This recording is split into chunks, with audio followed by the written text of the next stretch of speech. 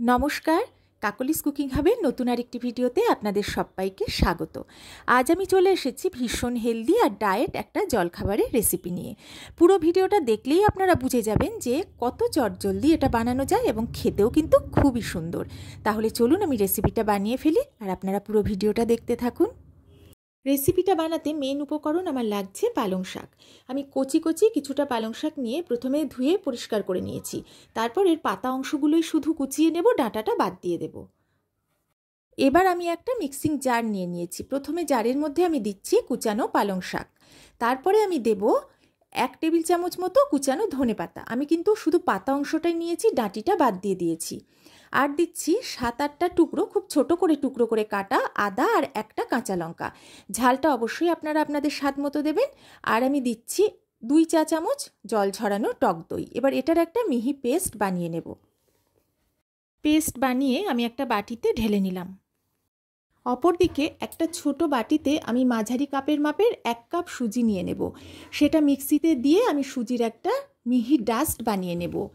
এর ফলে সুজির মধ্যে কোনো দানাভাব আর থাকবে না, আর সুজির একটা মিহি গুঁড়ো তৈরি হয়ে যাবে। তবে পালং শাকের সঙ্গে প্রথমেও সুজি দিয়ে পেস্ট বানিয়ে নিতে পারেন, তবে আমার মনে হয় তা সেইভাবে করলে সুজির মধ্যে দানা ভাবটা থেকে যায়। এবার আমি পালং শাকের যে পেস্ট বানিয়েছিলাম সেটা এর মধ্যে ঢেলে দেব। প্রথমে চামচ দিয়ে ভালো করে মিশিয়ে মিক্সিতে জাস্ট একবার ঘুরিয়ে নেব, তাহলেই আমার একটা মসৃণ ব্যাটার তৈরি হয়ে যাবে। মিশ্রণটা আমার রেডি হয়ে গেছে। আমি একটা মসৃণ ব্যাটার তৈরি করে নিয়েছি, আর এটা কিন্তু একটু ঘন ঘনই হবে। এবার একটা বোলের মধ্যে এটা ঢেলে নিয়েছি। গোটা জিরে, গোটা ধনে, ছোটো এলাচ আর দারচিনি শুকনো খোলায় নেড়ে আমি গুঁড়ো করে নিয়েছিলাম। আমি তার থেকে 2 চা চামচ এর মধ্যে অ্যাড করলাম। স্বাদ মতো লবণ আর 1 চা চামচ গোলমরিচ গুঁড়ো দিলাম। লবণ আর গোলমরিচ গুঁড়োটা অবশ্যই আপনারা আপনাদের স্বাদ মতো দেবেন। এবার এটা ভালো করে আমি মিশিয়ে নিচ্ছি। এই রেসিপিটা কিন্তু ভীষণ হেলদি। ব্রেকফাস্টে যেমন এটা খাওয়া যায়, তেমনি আপনারা বাচ্চাদের টিফিনে স্কুলেও এটা করে দিতে পারেন। বাচ্চারা শাকসবজি একেবারেই খেতে চায় না, এইভাবে বানিয়ে দিলে তারা বুঝতেও পারবে না, অথচ ভালোবেসে খেয়ে নেবে। 15 মিনিট ব্যাটারটা আমি ঢাকা দিয়ে রেস্টে রেখে দিয়েছিলাম। 15 মিনিট পরে আমি ভালো করে হাতা দিয়ে মিশিয়ে নিচ্ছি। দেখুন কেমন ঘন হয়ে এসেছে, আর সুজিটাও বেশ ফুলে গেছে। এবার আমি গ্যাসে একটা ফ্রাইং প্যান বসিয়ে তার মধ্যে 1/2 চা চামচ হোয়াইট অয়েল অ্যাড করে দিলাম। একটা ব্রাশ দিয়ে তেলটা প্যানের সারা গায়ে খুব ভালো করে আমি মাখিয়ে নিচ্ছি। আমি কিন্তু এই রেসিপিটা একদম অল্প তেলেই বানাবো। এবার ভালো করে মাখিয়ে নিয়ে একটু গরম হয়ে যাওয়ার পরে আমি এর মধ্যে 1 হাতা ব্যাটার দিয়ে দিলাম। হাতার পিছন দিয়ে খুব হালকা হাতে ঘুরিয়ে ঘুরিয়ে আমি গোল করে ছড়িয়ে দিলাম পুরো ব্যাটারটা।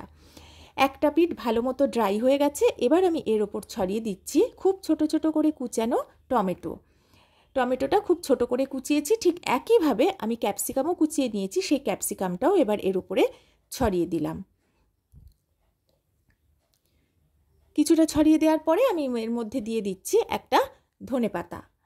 একটা পিঠ আমার ভাজা হয়ে গেছে, উল্টে দিচ্ছি, অপর পিঠটাও ভেজে নেব। একটা ভেজে তুলে নিয়েছি। তারপরে আমি এবার একসাথে দুটো দিয়েছি। একটা পিঠ ভেজে আর উপরে গার্নিশ করে আমি এবার এগুলোকে উল্টে দিচ্ছি। আমি কিন্তু এগুলো দেওয়ার সময় প্রথমে কোনো তেল অ্যাড করিনি। প্রথমবারের যে তেলটা ছিল ওতেই আমি ব্যাটারটা দিয়েছিলাম। উল্টে দেওয়ার পরে এবার আমি একটু তেল অ্যাড করব। খুব অল্প পরিমাণ তেল ফোঁটা ফোঁটা করে চারিদিকে আমি ছড়িয়ে দিচ্ছি। এবার এই তেলটা ভালো করে মিশিয়ে দিচ্ছি, আর স্প্যাচুলা দিয়ে একটু চেপে চেপে ঘুরিয়ে ঘুরিয়ে আমি এটাকে ভেজে নেব। ভাজাটা আমার হয়ে গেছে। আমি এবার উল্টে দিচ্ছি। দেখুন ভাজাটা হয়েছে। এবার আমি এগুলোকে তুলে নিচ্ছি। সবগুলোই আমি বানিয়ে ফেলেছি, আর এইগুলো বানাতে কিন্তু আমার খুব বেশি সময়ও লাগেনি। এগুলোকে আপনারা পালক চিলা বা পালং শাকের চিলাও বলতে পারেন। তাহলে আমার মতো করে এই হেলদি আর মুখরোচক রেসিপিটা অবশ্যই বাড়িতে একবার বানিয়ে ফেলুন। যদি ভালো লাগে একটা লাইক, কমেন্ট, শেয়ার করতে কিন্তু ভুলবেন না। পুরনো বন্ধুদের অনেক অনেক ভালোবাসা, আর নতুন যারা আমার ভিডিওটা প্রথম দেখলেন, যদি আমার ভিডিও ভালো লাগে আমার চ্যানেলটা সাবস্ক্রাইব করে অবশ্যই আমার পাশে থাকবেন। তাহলে আজকের মতো আমি বিদায় নিচ্ছি। সবাই ভালো থাকবেন, সুস্থ থাকবেন।